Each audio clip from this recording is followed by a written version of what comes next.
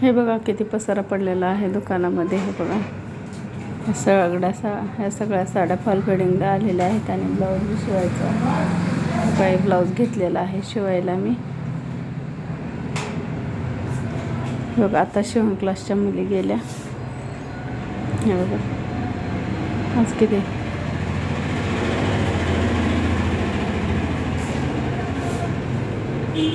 बघा ह्या 2 साड्याला पण आज पिको फॉल केला आहे.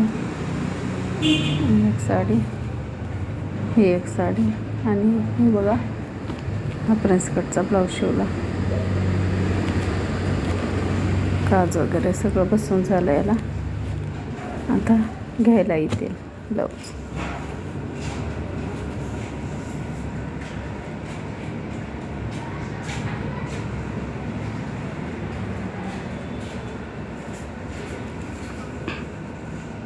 बघा कचऱ्याचा ढीग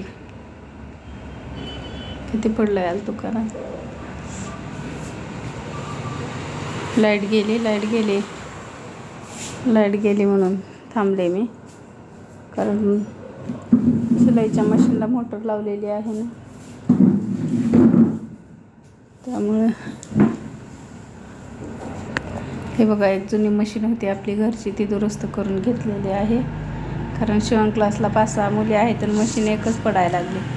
मग मुलींना शिवायला अडचण येईल, त्यामुळं घरची मशीन आणली बघा. आता हे काही पिको फॉलचे आहे, तर आता हे वरचं त्याचं तोंड काढून ठेवते आणि ती बसवून टाकते, कारण ऑलरेडी ह्या मशीनचंच हे पाटा वगैरे आहे.